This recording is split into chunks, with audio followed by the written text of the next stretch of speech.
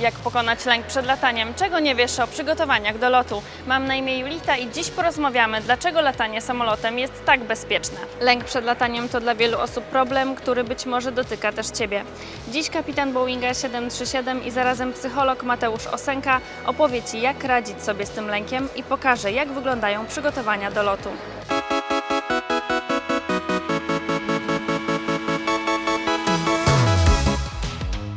Mateusz, bardzo się cieszę, że dziś poruszymy bardzo ważny temat, jakim jest lęk przed lataniem. Na co dzień dla PLL LOT pracujesz jako kapitan Boeinga 737, ale warto podkreślić też, że z wykształcenia jesteś psychologiem. Jak długo jesteś związany z lotnictwem i dlaczego postanowiłeś łączyć te dwie profesje?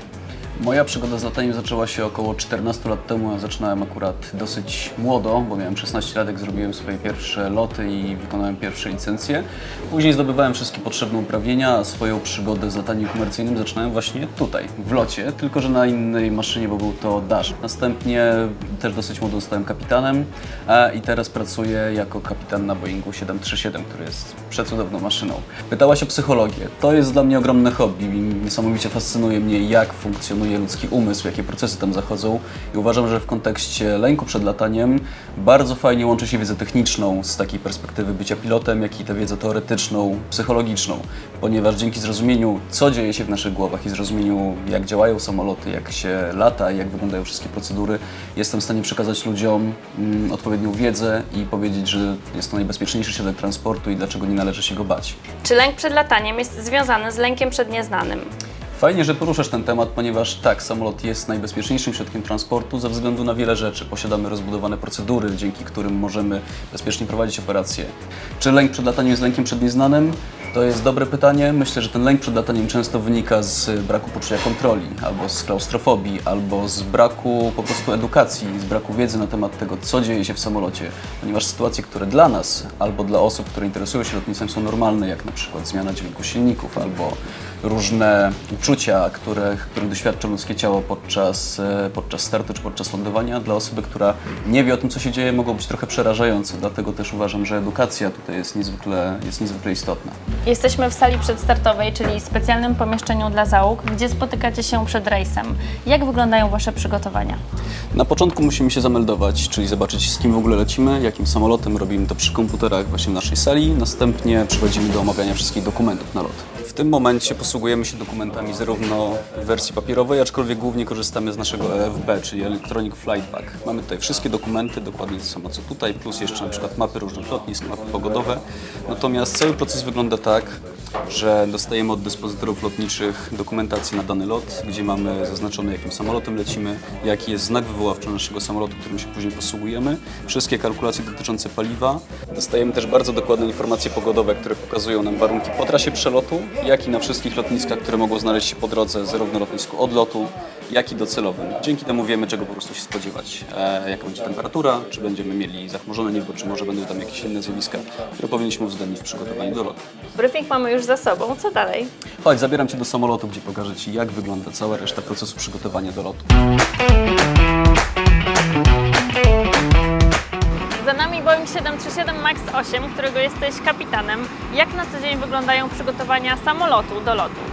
Przed każdym lotem dzieje się naprawdę bardzo dużo. Zanim pasażerowie w ogóle pojawią się na pokładzie, samolot jest przygotowywany przez obsługę naziemną, natomiast bardzo duży nacisk kładziemy na stan techniczny i ten stan techniczny jest dokładnie sprawdzany przez mechanika przed każdym rejsem.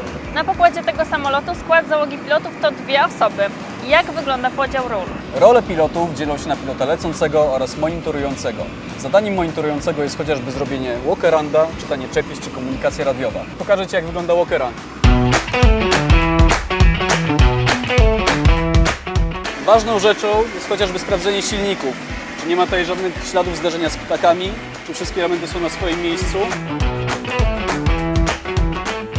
Sprawdzamy również opony samolotu oraz całe podwozie. Opony są bardzo ważnym elementem, ponieważ zapewniają nam skuteczne hamowanie oraz dzięki nim możemy po prostu bezpiecznie lądować. Dlatego skupiamy się na ich stanie, czy nie ma żadnych przetarć, innych rzeczy oraz na stanie hamulców.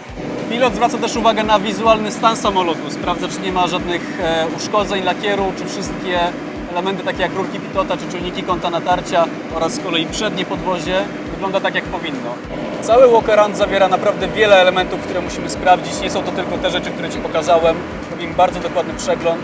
Jeżeli mamy jakiekolwiek wątpliwości co do tego, że samolot nie jest w 100% bezpieczny i dobrze przygotowany do lotu, konsultujemy się z mechanikiem.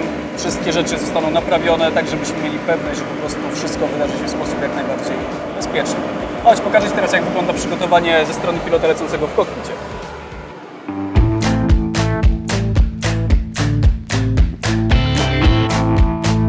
Jeden z pilotów wykonuje walk-around, a co w tym czasie robi drugi?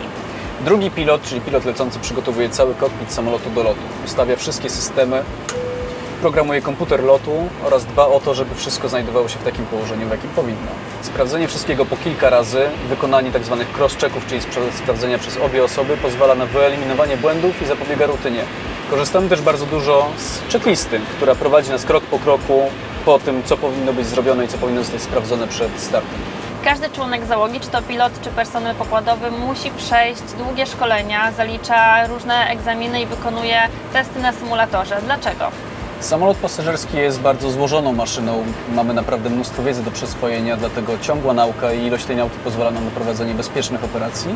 Podobnie jest ze szkoleniami symulatorowymi. Po prostu co pół roku sprawdza się nasze umiejętności, które możemy jeszcze doszlifować, odświeżyć. Dzięki temu zapewniamy bezpieczeństwo i pasażerom, i załogom. Właśnie niektóre dźwięki wywołują lęk u pasażerów. Wiesz co, często ludzie pytają mnie o to, co dzieje się z silnikami na przykład przy starcie, dlaczego zmienia się głośność, dlaczego zmienia się dźwięk silników. To jest zupełnie normalne. Po starcie obowiązują nas procedury antyhałasowe, więc musimy nieco zmniejszyć moc silników, dlatego robi się w kabinie nieco ciszej i to potrafi powodować niepokój pasażerów. Jeżeli ktoś czuje jakiś niepokój, najlepiej, żeby zapytał załogi pokładowej, co się dzieje, z chęcią odpowiedzą i pomogą. Dlaczego niektórzy odczuwają lęk przed lataniem? Wydaje mi się, że najczęściej wynika to z braku wiedzy. Ludzie po prostu nie wiedzą, co dzieje się na pokładzie, nie wiedzą, jak wyglądają dokładnie nasze procedury, co może powodować pewien niepokój. Wiem też, bo dostaję dużo takich pytań, że ludzie najczęściej, że nasi pasażerowie najczęściej boją się turbulencji, startów, lądowań, zakrętów samolotu. To wszystko również wiąże się z brakiem wiedzy. Na przykład zakręt samolotu, który dla pilotów i dla załóg pokładowych jest zupełnie normalny, dla pasażerów może być czymś takim wyolbrzymionym, jeżeli chodzi o ich stres. Z punktu widzenia pilota ten zakręt naprawdę jest niewielki. Samoloty przechylają się maksymalnie o 30 stopni. Natomiast siedząc na kabinie, nie wiedząc do końca, co się dzieje, pasażerowie mogą odczuwać pewien niepokój. Niektórzy odczuwają stres podczas turbulencji. Czym są turbulencje?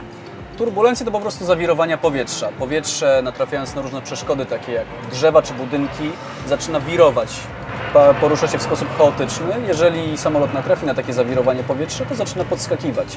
Dochodzi do delikatnych wstrząsów, które znamy właśnie jako turbulencje. Turbulencje możemy podzielić na kilka rodzajów. Może być m.in. mechaniczna, termiczna czy w śladzie aerodynamicznym. Turbulencja może powodować poruszanie się niektórych elementów samolotu, takich jak skrzydło lub silnik, ale ważne, żeby pamiętać o tym, że nic złego się z tym samolotem nie stanie. Samolot jest konstrukcją przystosowaną do radzenia sobie z turbulencją, więc nawet poruszanie się pewnych jego elementów nie doprowadzi do niczego złego. Natomiast bardzo ważne jest to, żeby mieć zapięte pasy przez cały czas trwania lotu i stosować się do poleceń załogi pokładowej. Jakich porad mógłbyś udzielić osobom, które odczuwają lęk przed lataniem? Bardzo ważna jest edukacja w temacie lotnictwa. Polecam też zapoznać się z różnymi technikami relaksacyjnymi czy technikami oddychania, pomogą zredukować stres w trakcie lotu, ale bardzo fajnym sposobem jest na przykład przyjechanie na lotnisko. Przy lotnisku Chopina mamy górkę spotelską, mamy taras widokowy, przyjechać, poobserwować samoloty i zobaczyć, że nie dzieje się z tym nic złego. Jeżeli ktoś zacznie niepokoić się w trakcie lotu, polecam też zasięgnąć pomocy u załogi. Można zawsze zapytać, co się dzieje, załoga z pewnością odpowie, pomoże zredukować trochę ten stres. Mateusz, bardzo dziękuję Ci za dzisiejszą rozmowę. Ja również bardzo dziękuję. Jeśli kiedykolwiek poczujesz niepokój podczas lotu, pamiętaj, że jesteśmy tu dla Was. Podróż samolotem jest jednym z najbezpieczniejszych środków transportu. Nie subskrybujesz jeszcze naszego kanału? Czas to zmienić. Subskrybuj już teraz i bądź na bieżąco. Daj nam łapkę w górę, skomentuj i do zobaczenia w następnym materiale.